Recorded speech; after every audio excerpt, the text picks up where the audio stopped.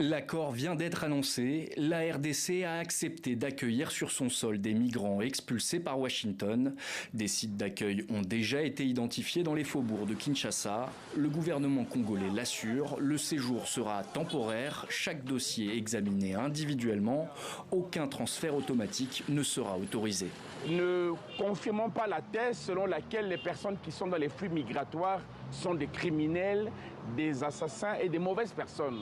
Souvent, ce sont des personnes en quête d'un meilleur avenir. Dans tous les cas, l'examen dossier par dossier donnera à la RDC la main pour s'assurer de qui entre dans notre territoire national. L'accord s'inscrit dans le cadre d'un rapprochement plus large entre Kinshasa et Washington. Les États-Unis lorgnent sur les minerais congolais et ont promis une enveloppe de 900 millions de dollars dans le domaine sanitaire. Des modalités de ce nouvel arrangement restent à éclaircir. Combien de personnes seront concernées, à quelle échéance et avec quelle contrepartie pour Kinshasa? Pour l'heure, pas de réponse officielle. L'accueil de ces migrants expulsés par les États-Unis inquiète déjà la société civile congolaise. Signer un tel accord, c'est une erreur grave et politique. La RDC n'est pas un laboratoire d'expérimentation de politique internationale des États-Unis.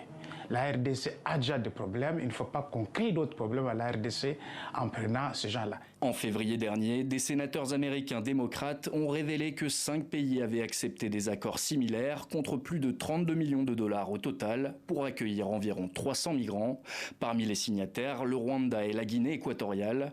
Selon des sources diplomatiques citées dans ce rapport, les pays ciblés par Washington partageraient un profil similaire: faible développement, protection institutionnelle limitée et isolement relatif, autant de caractéristiques qui faciliteraient la conclusion rapide d'accords discrets.